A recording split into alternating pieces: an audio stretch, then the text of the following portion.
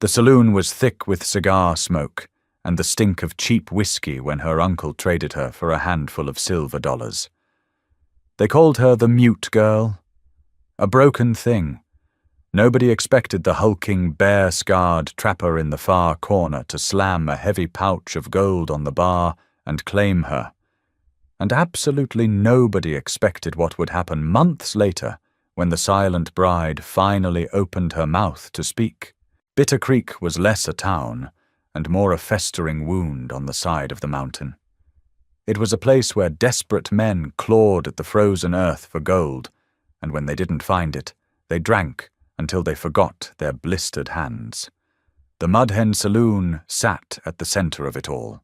Its floorboards were permanently slick with spilled beer, spit, and the grey clay that coated every boot in the territory. Gideon sat in the darkest corner. He hadn't been down from the ridge in 4 months, and the noise of the saloon grated against his nerves like a dull saw. He nursed a glass of rye that tasted of rust and wood rot. He was a massive man, broad-shouldered and weathered, wearing a heavy coat of cured elk hide. The left side of his face bore the brutal, jagged white map of a grizzly's claws, 3 deep grooves running from his temple down to a ruined jawline. Men tended to look at him once and quickly find somewhere else to stare. That suited Gideon just fine. He came to Bitter Creek for salt, flour, and coffee. He didn't come for company. Then the batwing doors slammed open. The biting winter wind blasted into the room, followed by the stumbling form of Hiram Reed. Hiram was a gambler who lost far more than he won, a sweaty, desperate little man with a rat-like face. But it wasn't Hiram that made the saloon go quiet. It was the woman he was dragging behind him by a length of frayed hemp rope tied around her wrists. Her name was Josephine. She was rail-thin, her dress a ragged collection of grey wool, her dark hair matted from the freezing rain. She didn't stumble. She didn't cry. She walked with a stiff, rigid spine, her boots hitting the floorboards with deliberate precision. Her eyes, pale and sharp as chipped flint, scanned the room. She looked like a trapped hawk waiting for the right moment to bite off its own leg to escape. $50. Hiram shouted, his voice cracking, as he hauled her toward the center of the room. He wiped his nose on his sleeve. I owe $50 to the house. I'm squaring my debt. She's a good worker, strong back, keeps to herself. The bartender, a thick-necked brute named Miller, crossed his arms. I run a saloon, Hiram, not a boarding house. What am I supposed to do with a half-starved girl? Put her to work. Hiram sneered, yanking the rope. Josephine stumbled, falling to her knees on the filthy floor. She didn't make a sound. She don't talk, hasn't said a word since she was 10, won't complain, won't backtalk the customers. A low murmur rippled through the miners crowding the bar. Desperate, lonely men. The kind of men who saw a silent woman not as a tragedy, but as a convenience. A miner with missing teeth and coal-dusted cheeks stepped forward, jingling coins in his pocket. I'll give you $30 for her, Hiram. She can scrub my floors. He laughed, a wet, ugly sound. Among other things. Gideon watched from the shadows. His hand tightened around his glass. The world was a cruel, ugly place. He had learned that a long time ago, carving out a life in the brutal cold of the high peaks. The mountain didn't care if you froze, it didn't care if you starved. But the mountain's cruelty was indifferent. The cruelty in this room was deliberate.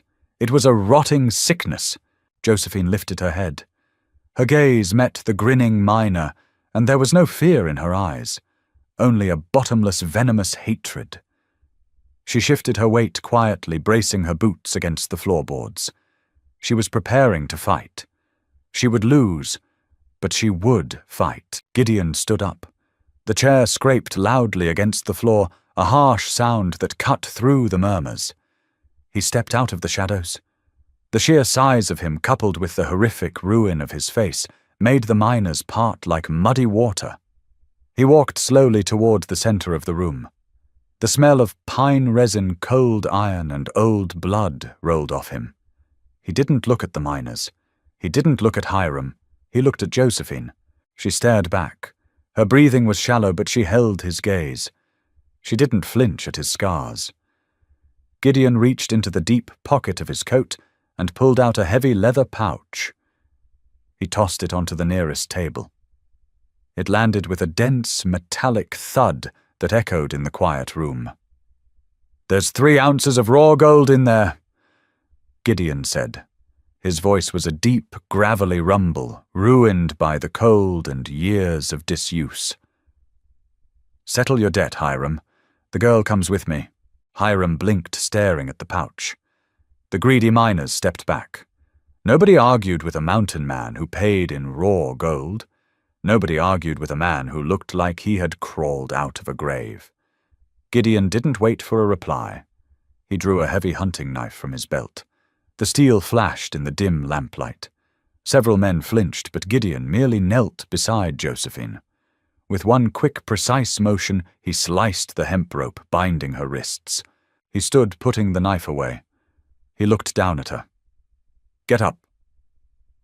Josephine rubbed her raw wrists. She looked at the door, then back at him. Slowly she climbed to her feet. She didn't smile. She didn't look grateful. She just watched him. "We have a long ride," Gideon said, turning his back on the silent saloon. "Keep close." He pushed through the batwing doors into the freezing mud of the street. After a second of hesitation, Josephine followed him into the storm. The trail up to the timberline was merciless. It was a winding, treacherous cut of loose shale and frozen mud that clung to the edge of the world. The wind whipped through the canyon carrying biting flakes of early snow that stung the skin like crushed glass.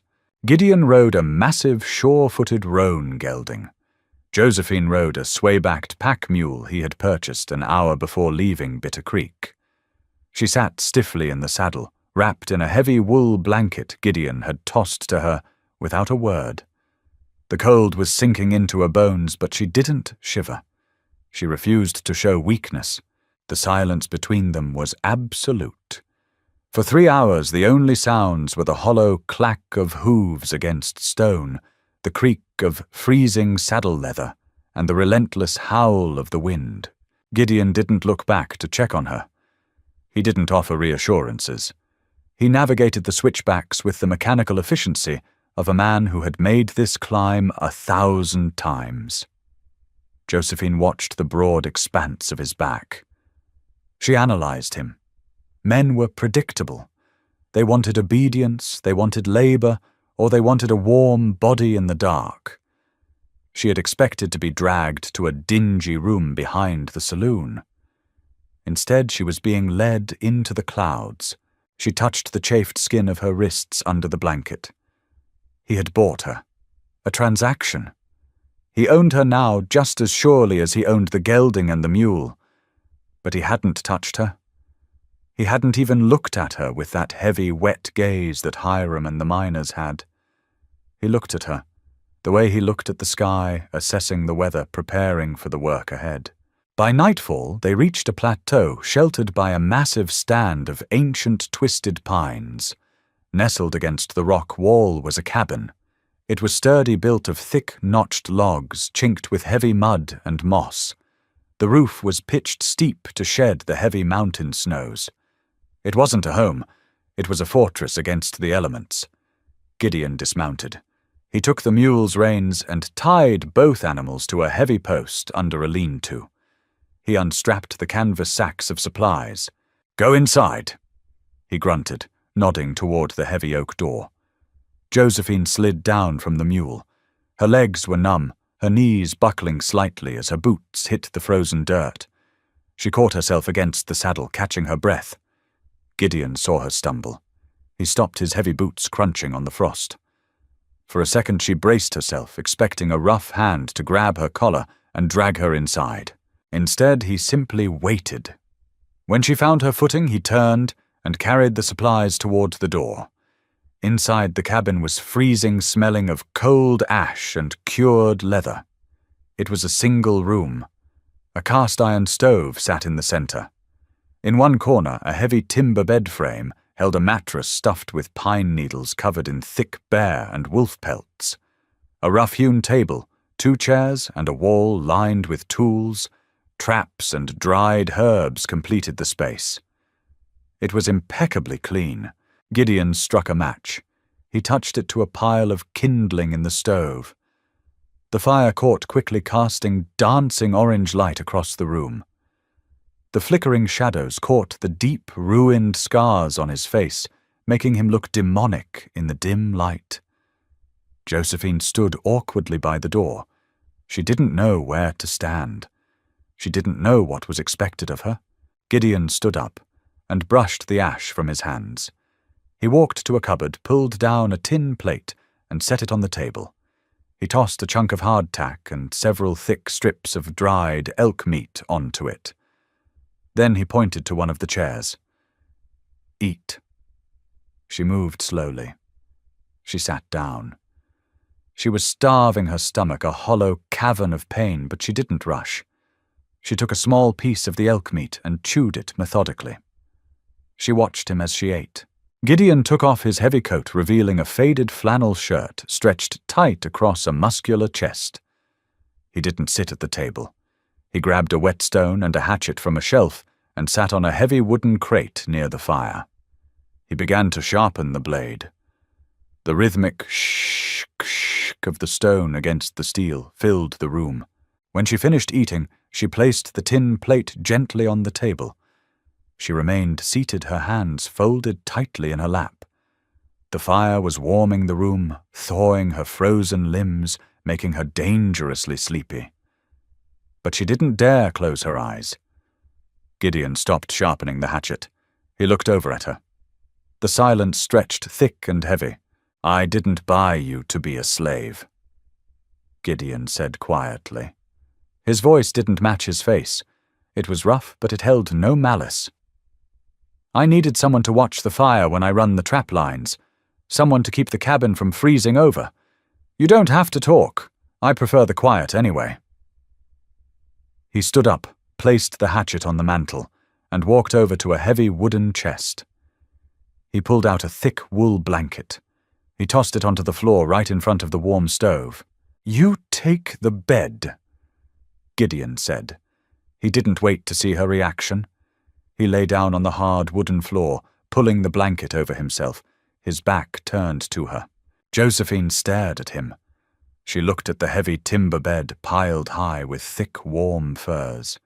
She looked back at the massive man sleeping on the floor. For the first time in years, a tiny, unfamiliar crack formed in the armor around her heart. She walked to the bed, pulled off her boots, and slid beneath the heavy pelts. As the mountain wind screamed outside the thick log walls, Josephine closed her eyes, entirely safe in the dark. Morning arrived not with sunlight, but with a pale, bruised grey creeping through the single frosted window. Josephine woke to the harsh scrape of cast iron. She kept her eyes shut for a moment, listening. The heavy timber bed was warm, thick with the musky scent of bear fur and old wood. She didn't remember falling asleep. For years, sleep had only ever been a shallow, terrified doze. But here, suspended above the frozen earth, she had slept like the dead. She opened her eyes. Gideon was already up. He crouched by the stove, feeding split pine into the iron belly. The fire cracked and popped, throwing harsh orange light across his broad back. He wore the same heavy canvas trousers and a faded thermal shirt. His movements were economical. No wasted energy. Josephine sat up, pulling the heavy pelt to her chin. The air outside the bed was biting. Gideon didn't turn around, but the slight tilt of his head told her he heard the rustle of the furs. "Coffee's boiling," he said. His voice was a low rumble, blending with the sound of the draft in the chimney. He stood, grabbed his heavy elk-hide coat from a peg by the door, and shrugged it on. He slung a rifle over his shoulder and picked up a canvas sack of iron traps. He walked to the door, resting his hand on the heavy iron latch. Finally, he looked back at her. The jagged white scars on his face looked starker in the morning gloom. "I run the upper ridge today. Won't be back till dusk." He pointed to a stack of chopped wood near the stove. "Keep the fire going. If you let it die, you'll freeze before I get back. Flour and beans are in the far barrel. Eat what you need." With that, he pulled the door open. A blast of sub-zero air rushed in swirling ash around the stove, and then he was gone. The heavy latch clicked shut. Josephine was entirely alone. She threw off the pelts and dressed quickly her breath, pluming in the cold cabin air, until she stood right beside the stove. She poured a measure of the dark, sludgy coffee into a tin cup and wrapped her raw, bruised hands around it. The heat seeped into her skin. She looked around the cabin. In the daylight it was austere but meticulously organized. Everything had a place. Traps hung on iron nails sorted by size. Dried herbs hung in neat, tied bundles from the rafters. The floors were swept clean. This was not the lair of a monster. It was the sanctuary of a survivor. She set her cup down. Hiram had sold her as a worker, and labor was the only currency she understood. She would earn her keep. She would make herself indispensable.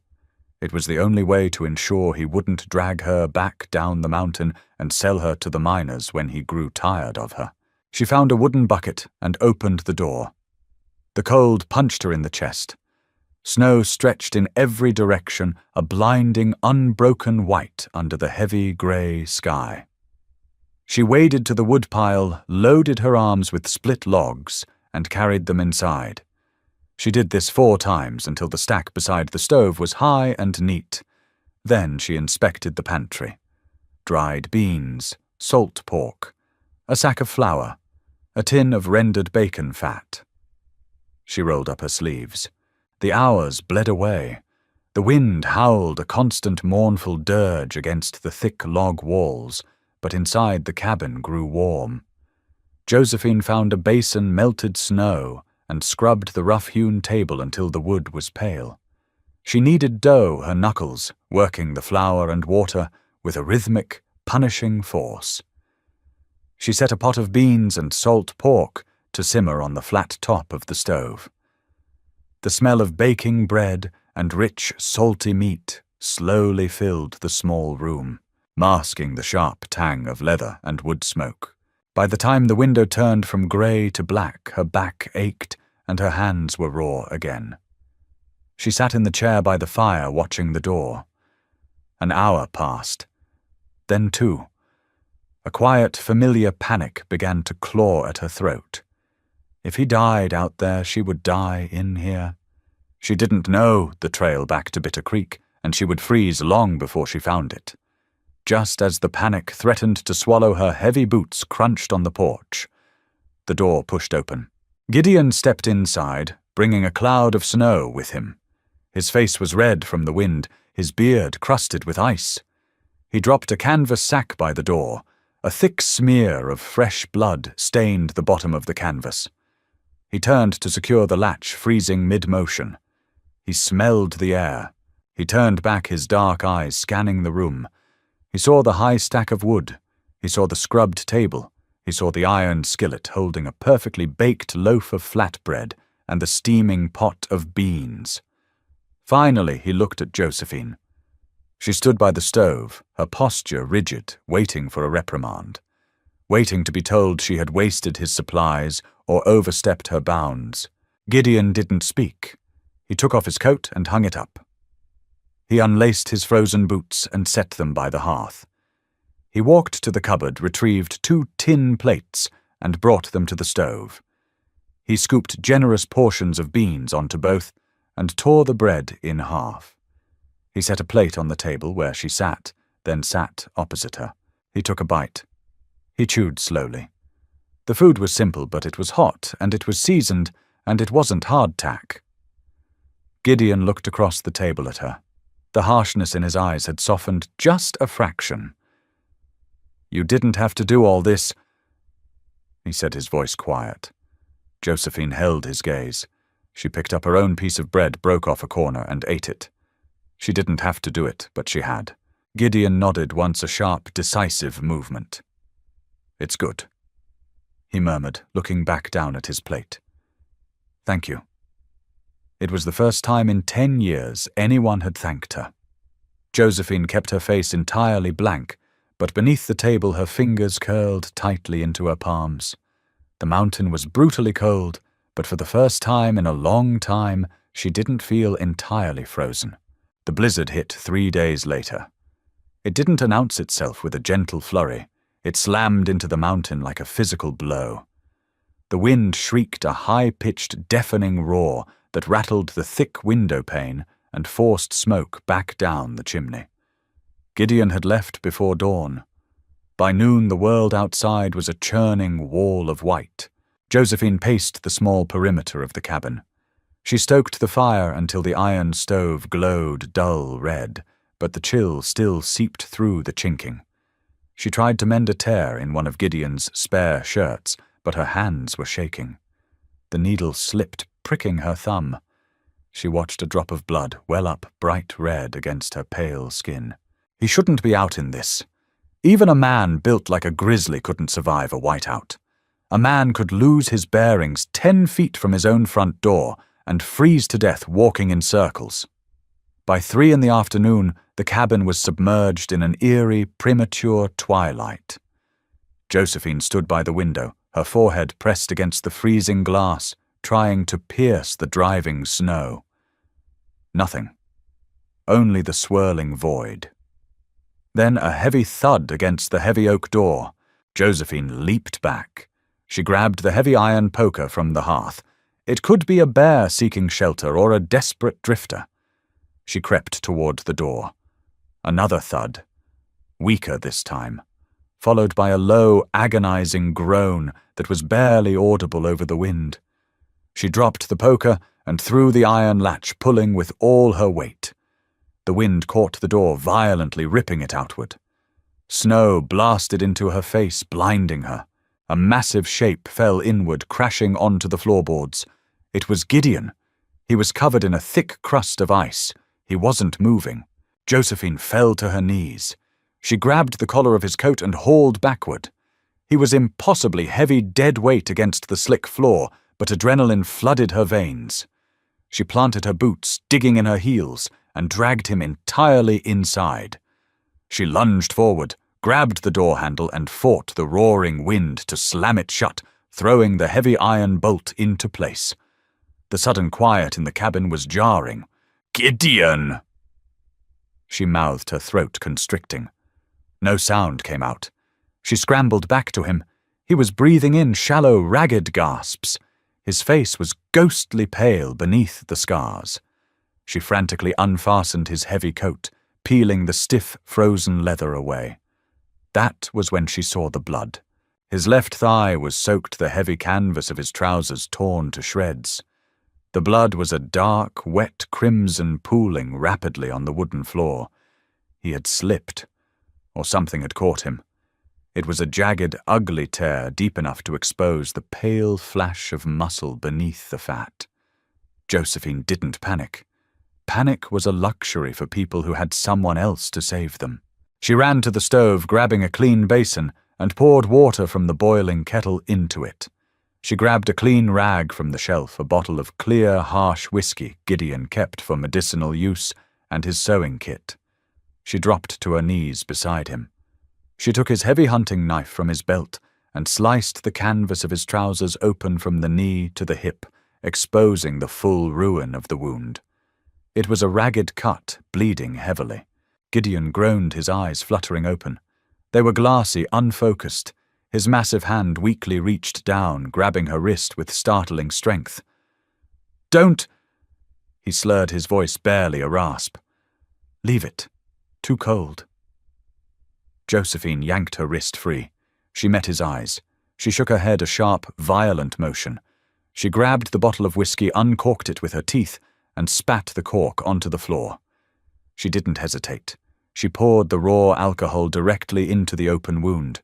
Gideon let out a raw, guttural roar.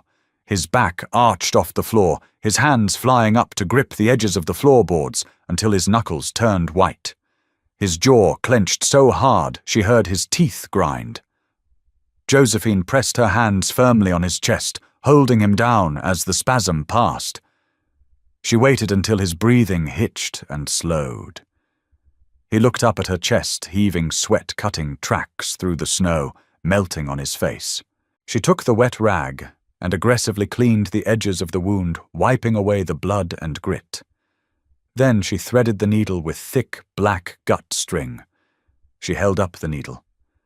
She looked at him silently, demanding his permission, or at least his compliance. Gideon stared at her. Her hands weren't shaking. Her eyes were hard-focused, utterly fearless. She wasn't the broken, cowering girl from the saloon.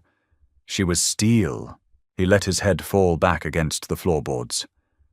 "Do it," he breathed. Josephine pinched the ragged edges of his flesh together. She pushed the needle through.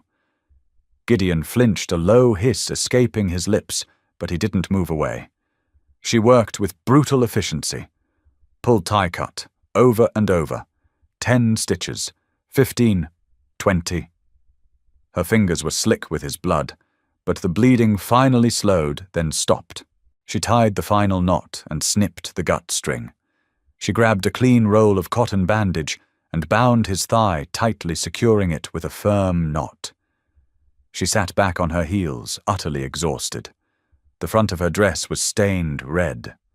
Her hands were trembling now that the crisis had passed. Gideon rolled his head to the side, looking at the neat, tight row of bandages on his leg. Then he looked at her. The wind screamed outside, battering the cabin, trying to rip the roof off. But inside, the air was heavy with a profound, sudden intimacy. He slowly reached out. His hand calloused and thick moved toward her. Josephine flinched, a purely reflexive action, expecting a blow, but his hand didn't strike. His rough fingers gently touched the side of her face, smearing a tiny streak of his blood on her pale cheek. "You're a tough little bird." He whispered, his voice thick with exhaustion and an emotion she couldn't name. Josephine didn't pull away from his touch. She closed her eyes, taking a long, deep breath, and let the warmth of his hand anchor her to the earth. The fever spiked at midnight. It was a vicious, consuming thing that turned Gideon from a mountain of a man into a trembling, fragile creature. The infection had set in fast, deep, in the torn muscle of his leg. Josephine knew the signs. She had seen men die of lesser wounds in the damp, freezing alleys of mining camps. She refused to let it happen here. She spent an hour dragging him from the floor to the heavy timber bed. It required agonizing, punishing effort. She wedged her shoulder under his armpit, her boots slipping on the blood-slicked floorboards, pushing and hauling until he finally collapsed onto the furs. He was dead weight, his skin radiating a dry, terrifying heat. For the next 3 days, the cabin became a purgatory of boiling water, cold rags, and silence. The blizzard blew itself out, leaving behind a profound, crushing stillness. The snow was piled halfway up the frosted window pane. The world outside had ceased to exist. There was only the fire, the iron pot of melting snow, and the man dying in the bed. Josephine didn't sleep. She sat on the edge of the mattress, dipping a torn strip of cotton into the icy water, wringing it out, and pressing it to his forehead, his neck, his chest. He thrashed in the grip of delirium. His massive hands would suddenly shoot out, grabbing the air, fighting invisible phantoms. During the second night, he began to speak. They weren't coherent sentences. They were fragmented, torn bits of a nightmare. He muttered about the ice. He pleaded with someone to run. And then came the raw, guttural cries that made Josephine's blood run cold, the sounds of a man being torn apart. He was reliving the bear attack. He would claw at his own scarred face, his fingers digging into the jagged white lines until Josephine caught his wrists. She pinned his hands to the mattress, leaning her entire body weight against his arms to keep him from tearing his own skin open.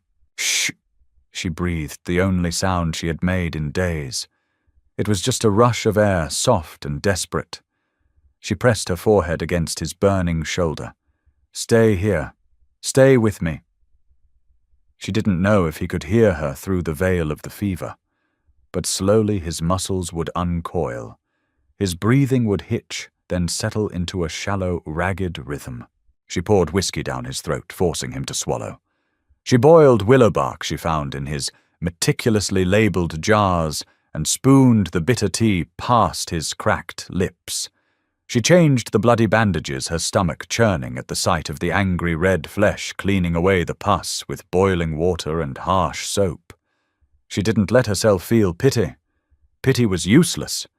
She worked with the cold, mechanical efficiency of a soldier holding a besieged fort. On the morning of the fourth day, the sun finally broke through the clouds. A brilliant, blinding shaft of light cut through the top half of the window, falling directly across the heavy timber bed. Josephine was slumped in the wooden chair, her chin resting on her chest, a dry rag clutched in her hand. She jerked awake, her heart hammering, instantly looking at the bed.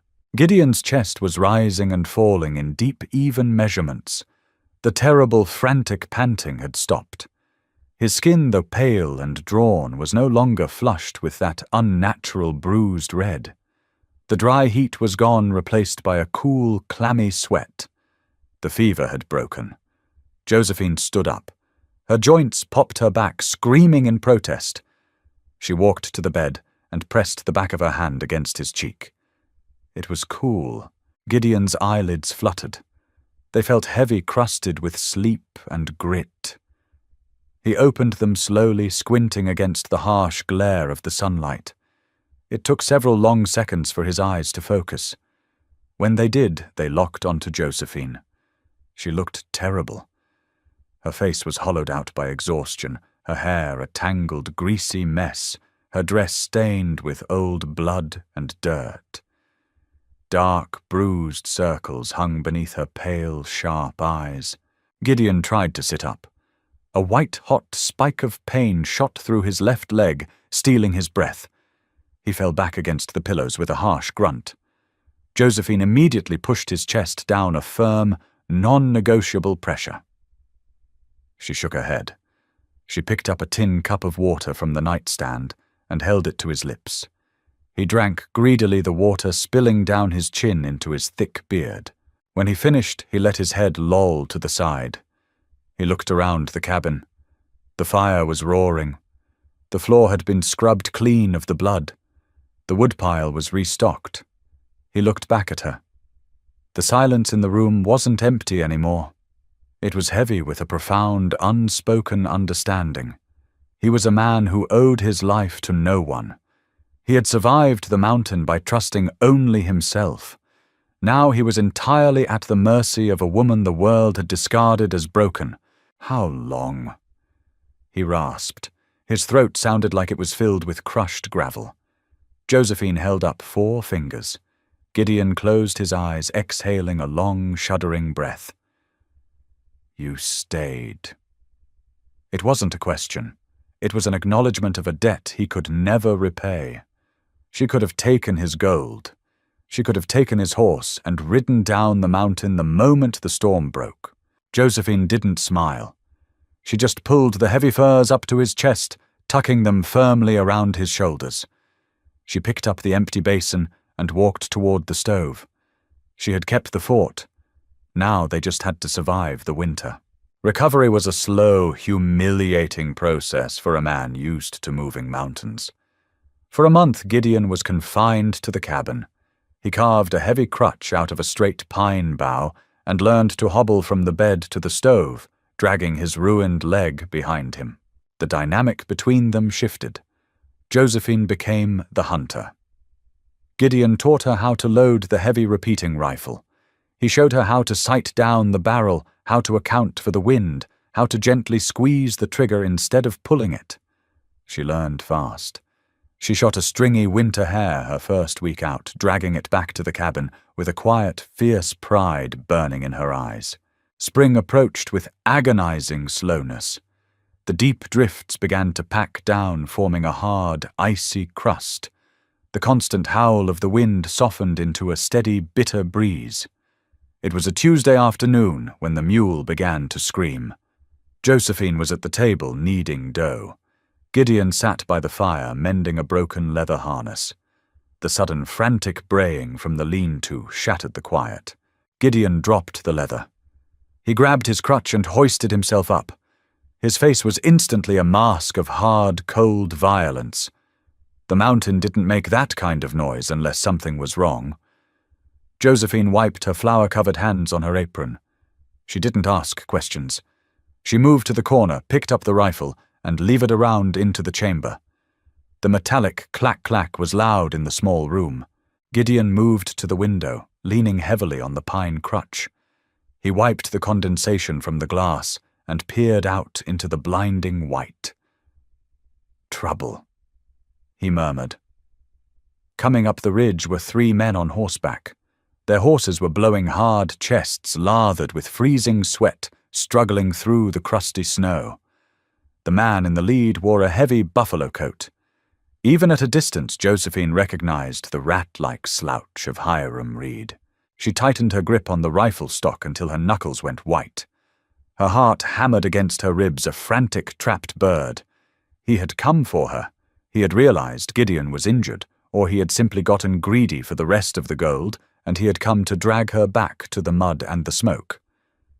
"Stand away from the door," Gideon ordered softly. He reached out and took his heavy 6-shooter from its holster on the wall, checking the cylinder. He didn't look afraid. He looked exhausted, deeply irritated by the intrusion of ugly men into his quiet world. The riders pulled up in front of the cabin. The horses stamped and snorted, breath pluming in the freezing air. "Gideon." Hiram's voice cracked through the cold nasal and loud. "We know you're in there, open up." Gideon unbolted the heavy oak door. He pulled it open and stood in the frame. He didn't step out onto the porch. He leaned on his crutch, his massive frame blocking the entrance entirely. The 6-shooter hung loosely in his right hand, pointed at the floorboards. Hiram sat on a roan gelding flanked by 2 men Josephine recognized from the Mud Hen. One was Pike, a vicious half-blind miner missing half his teeth. The other was an enforcer named Cobb, a man built like a brick wall with dead, piggish eyes. "What do you want, Hiram?" Gideon asked. His voice carried across the snow, deep and flat. Hiram sneered, shifting in his saddle. He noticed the crutch. A greasy smile spread across his face. "Heard you had a run-in with the ice, Gideon. Word down in Bitter Creek is you're laid up. Maybe dying. I'm standing right here." "Barely." Cobb grunted, spitting a stream of black tobacco juice into the pristine snow. "We come for the girl," Hiram said, puffing out his chest. "And the rest of your gold. That pouch you threw on the table, it was light. I did the math. You owe me another 2 ounces for the mute." "A deal is a deal," Gideon replied. He didn't raise his voice. He didn't shift his stance. "The girl is mine. Get off my ridge." Pike unholstered his revolver, resting it lazily against his saddle horn. "Now, Gideon, let's be reasonable. You're a cripple.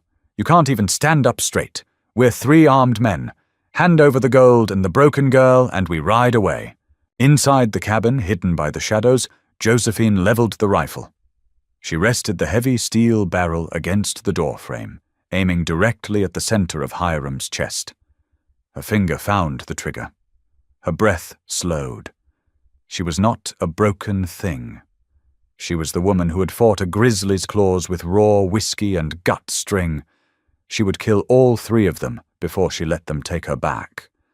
Gideon didn't look back at her, but he shifted slightly, giving her a clearer line of sight. "I'll say this once," Gideon said, the gravel in his voice hardening into granite. "The next man who draws a weapon dies. The next man who speaks her name dies." Hiram laughed, a sharp, nervous sound. He looked at Cobb. "Take him." Cobb spurred his horse forward, raising his shotgun. He didn't make it 2 feet. The deafening roar of the repeating rifle shattered the afternoon. Josephine didn't shoot Hiram. She shot Cobb's horse. The heavy slug tore through the animal's shoulder. The horse screamed, buckling instantly, throwing Cobb face first into the packed, icy snow with a sickening crunch. The silence that followed was absolute. Pike froze his revolver halfway raised. Hiram's horse danced, nervously panicked by the gunshot. Gideon slowly raised his six-shooter, leveling it directly at Hiram's face. He pulled the hammer back with his thumb. The click echoed off the pines. "She doesn't miss," Gideon said softly. "Now ride." Hiram didn't say another word. He didn't have to. The sight of Cobb groaning in the bloody snow, his horse thrashing its last in the drifts, stripped away any illusion of control the gambler held. Pike spurred his mount backward, his eyes wide, holstering his gun with frantic, clumsy hands. "Get him up!" Hiram spat at Pike, his voice tight with panic. It took them 5 ugly, desperate minutes to haul Cobb's massive limp frame over the back of Pike's horse. Cobb's face was a mask of dark blood and pulverized bone where he had hit the ice. They didn't look back at the cabin. They turned their exhausted animals down the ridge, disappearing into the blinding white. Gideon lowered the hammer of his revolver. The metallic click was the loudest sound left in the world. He stood in the doorway for a long time, watching the empty trail, letting the freezing air rush over his face. Then he turned around. He shut the heavy oak door and dropped the iron bolt into place. Josephine still stood by the window. The heavy repeating rifle was pressed hard against her shoulder, the barrel resting on the wood, a thin wisp of grey smoke curling from the muzzle. Her breathing was fast, shallow. Her eyes were locked on the space where Hiram had just been. She looked like a taut wire ready to snap and lash out at anything that moved. Gideon hobbled toward her, leaning his weight on the pine crutch. He stopped a foot away. The air in the cabin smelled of sulphur-burnt powder and baked bread. He didn't take the gun from her. He simply reached out and placed his large, calloused hand over the receiver. "They're gone," he said. The roughness in his voice was tempered by a quiet, profound respect. "You protected our home." Our home. The words hit Josephine harder than a physical blow. She slowly lowered the rifle. Her hands began to shake, the adrenaline finally crashing, leaving behind a cold, hollow exhaustion. She looked down at her hands, smeared with flour and gripping the cold steel. She had pulled the trigger. She had meant to kill. The realization didn't bring guilt. It brought a terrifying, intoxicating surge of power. She was no longer a victim waiting for the axe to fall. Gideon took the rifle. He set it carefully on the table. Then he did something he had never done before.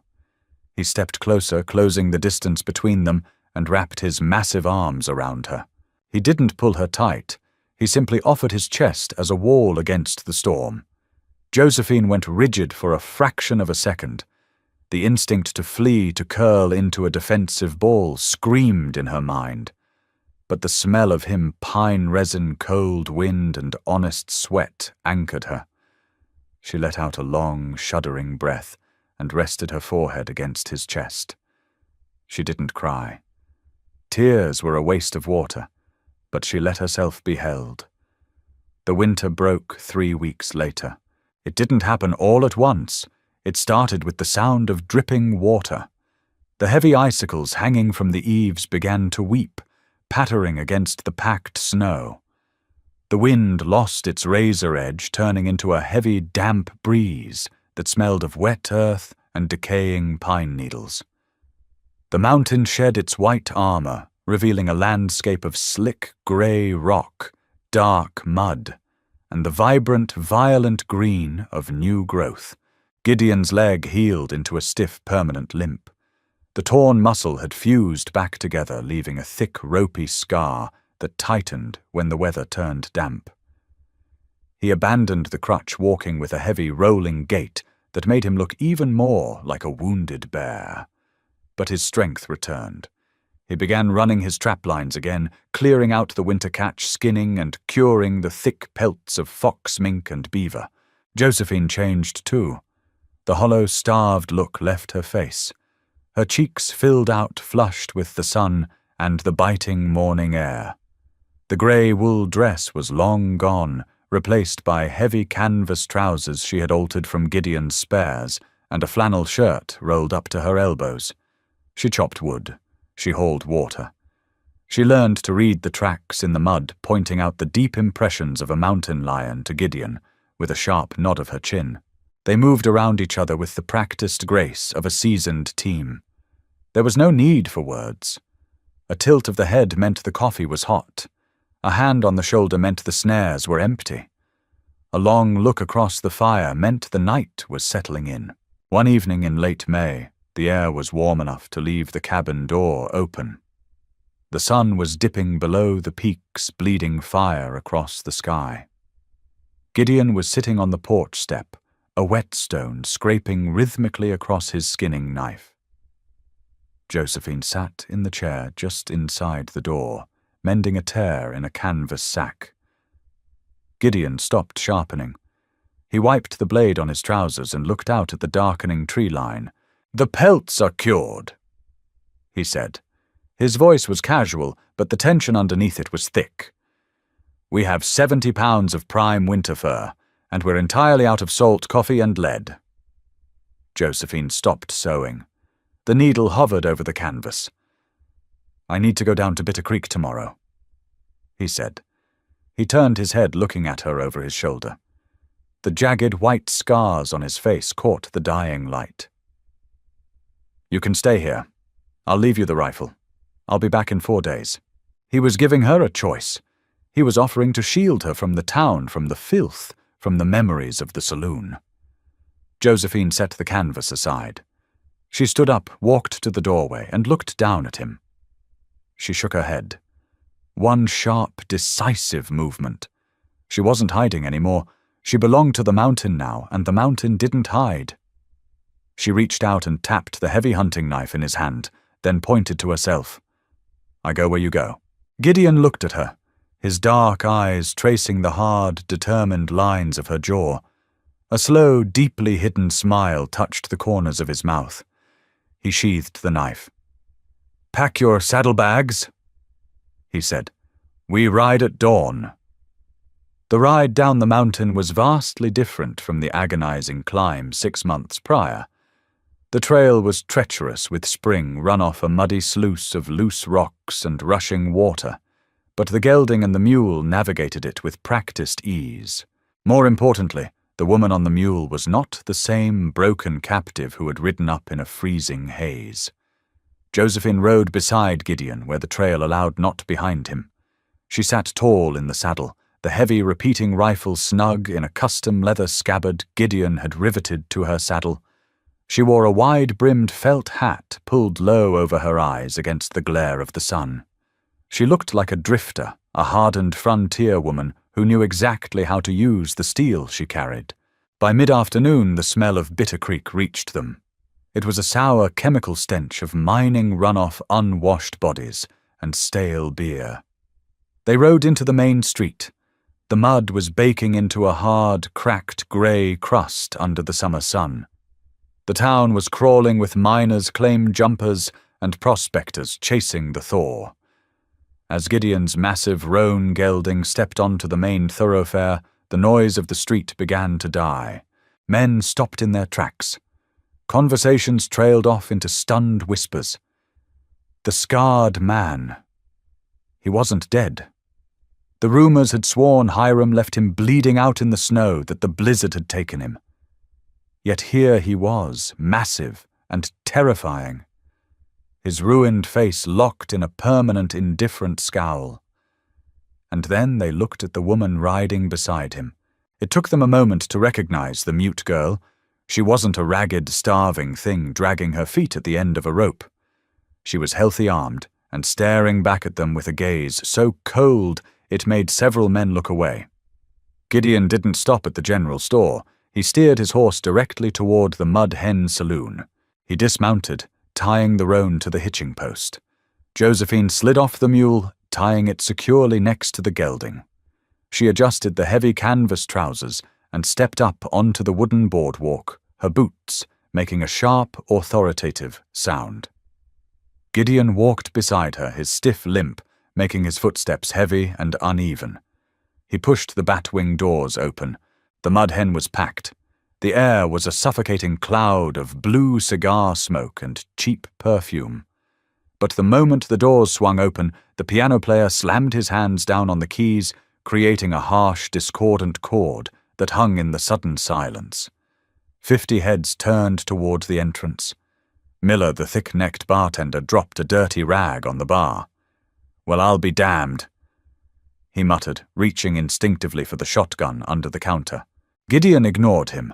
His eyes scanned the room, cutting through the smoke. In the far corner, surrounded by a group of loud, unwashed prospectors, sat Hiram Reed. Hiram was mid-laugh, a shot glass halfway to his mouth. The laugh died in his throat. The blood drained from his rat-like face, leaving him the color of old ash.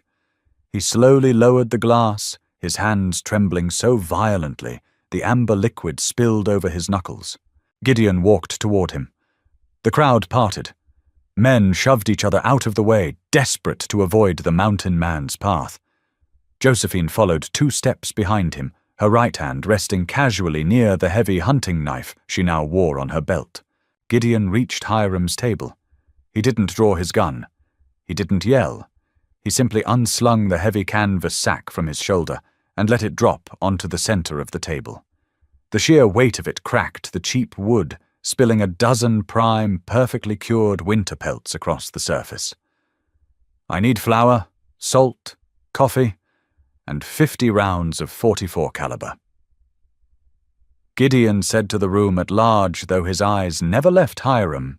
Hiram swallowed hard. He looked at the pelts, then up at Gideon's scarred face, and finally his eyes flicked to Josephine. He tried to summon his old arrogance, the sneer of a man who owned people. He puffed out his chest, looking around at the miners, trying to find backup. "You got nerve coming back here?" Hiram stammered, his voice thin and reedy. He stood up, knocking his chair back. "You stole my property. You shot my man's horse. You trespassed on my ridge." Gideon rumbled. "You're lucky I only shot the horse." "She belongs to me." Hiram shouted his fear, violently twisting into anger. He pointed a trembling finger at Josephine. He looked at the crowd. "She's a mute, a broken-brained idiot. I raised her. I have the papers. She's my blood." The saloon was dead silent. The miners watched a pack of wild dogs waiting to see which wolf would bleed first. Hiram took a step away from the table, emboldened by the silence of the crowd. He sneered at Gideon. "You think dressing her up in men's clothes changes what she is? She's an animal, a dumb, silent animal. I'll bring the marshal down on you.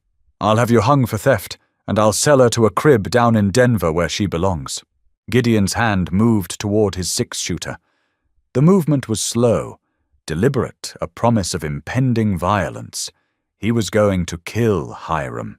He was going to put a bullet between the man's eyes and accept whatever consequences the town handed him. But before Gideon's fingers could graze the heavy iron grip, a sound cut through the stale, smoky air of the saloon. It was a voice. It was raspy from years of disuse, harsh like dried leaves, scraping across stone, but it was perfectly clear, perfectly steady, and it carried to every dark corner of the mud hen. "You don't own me, Hiram." The entire saloon froze. No one breathed. No one blinked. Every eye in the room snapped to the woman standing behind the scarred mountain man. Josephine stepped out from behind Gideon's broad back. She didn't look at the floor. She looked dead into Hiram's terrified eyes. "And I am not an animal," she said, her voice finding its cadence, growing stronger with every syllable. Hiram stared. His mouth opened and closed like a dying fish on a muddy riverbank. A miner near the brass rail dropped his shot glass. It hit the spit-stained floorboards, the cheap glass shattering with a sharp crack that sounded like a pistol shot in the suffocating silence. The piano player's hands hovered over the ivory keys, paralyzed. The thick blue cigar smoke seemed to hang suspended in the stifling air. Gideon slowly turned his head. He looked down at Josephine. The scarred, immovable mountain of a man looked as if the earth had just cracked open beneath his heavy boots. His hand fell away from the iron grip of his revolver. He didn't speak. He just watched her, his dark eyes burning with a sudden fierce and possessive pride. Josephine took another step forward, putting herself entirely between Gideon and the room. She cleared her throat. It hurt. 10 years of absolute silence had built a wall of rust and dust in her chest, but she pushed through the physical ache. "You sold me for $50, she said, her voice carrying up into the soot-stained rafters. It wasn't a yell. It was cold, precise, and heavy as a lead slug. "You tied me like a dog because you were too much of a coward to earn a living with your own 2 hands. You told them I was broken, but I wasn't broken. I was waiting." Hiram backed up. He hit the edge of a poker table, his hand scrambling blindly behind him to grip the wood. "You didn't speak. Not since the cholera took your ma. You couldn't speak." "I chose not to speak." Josephine corrected him, her tone merciless. "I heard every ugly word you said to me, every threat, every curse. I locked them away because giving you my voice would have been giving you my soul. And there was nothing in this miserable town worth saying, and no one worth saying it to."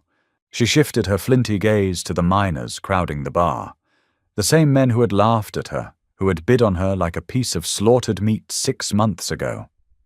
They refused to meet her eyes. A man with a broken nose removed his bowler hat, holding it against his chest as if a funeral procession was passing. The raw, undeniable power of her dignity stripped them bare, exposing their own ugliness. She looked back at Hiram. The gambler was trembling so hard the table rattled against the floorboards. "If you ever come up that mountain again," Josephine said, her voice dropping to a deadly quiet register. "If you ever say my name again, I won't shoot your horse. I will shoot you, and I will leave you for the wolves." Hiram broke. The little manufactured courage he had leaked out onto the dirty floor. He raised his hands, palms out, shrinking in on himself. He didn't say a word. He just nodded a frantic, pathetic twitch of his head and scrambled sideways along the wall. He bumped into a chair, stumbling like a blind rat, before shoving through the back door into the alley. The hinges whined in his wake, the only testament that he had been there at all. Josephine watched the empty doorway. She didn't feel a triumphant rush. She just felt clean, like a heavy, rotting layer of skin had finally been peeled away, leaving fresh, breathing flesh beneath. She turned to Miller, the thick-necked bartender. He was still holding the dirty rag, staring at her in slack-jawed shock.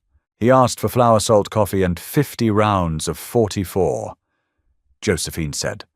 Her voice was settling now, finding a smooth, authoritative timbre that commanded the room. "Take it out of the pelts. Keep the change." Miller swallowed hard, his Adam's apple bobbing. "Yes, ma'am." They rode out of Bitter Creek an hour later. The supplies were packed tight and balanced on the mule. The town watched them go from the wooden boardwalks, but nobody said a word. Nobody followed.